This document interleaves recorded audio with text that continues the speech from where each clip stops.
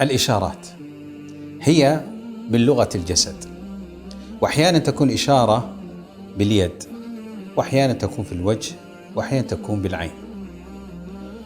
والشريعة راعت هذا الجانب وجعلت للإشارات أحكام، بل الإنسان قد يقع في الإشارة في الطاعة فيؤجر، وربما يقع في المعصية فيؤسر.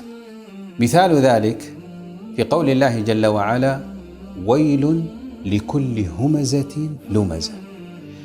قال بعض أهل العلم: الهمزة في العين واللمزة في اللسان، إشارة.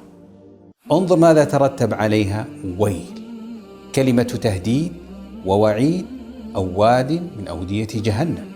ومن أشار على أخيه بحديدة فإن الملائكة تلعنه. مجرد الإشارة يقع في اللعن. وما سبب نزول قول الله جل وعلا: يا أيها الذين آمنوا لا تخونوا الله والرسول؟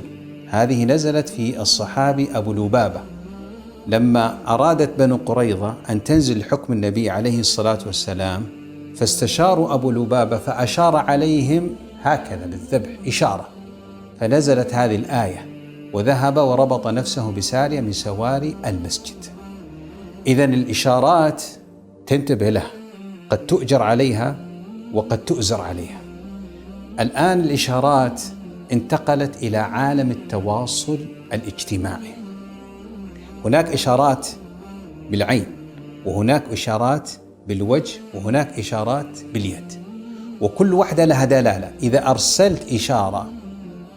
أرسلت إشارة باليد فإنها في الحقيقة يدك أنت، وعينك أنت، ووجهك أنت.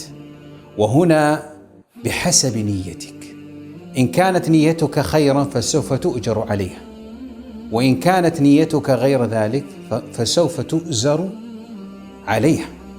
وتذكر دائما حينما ترسل إشارة قول الله جل وعلا: واعلموا أن الله يعلم ما في أنفسكم فاحذروا.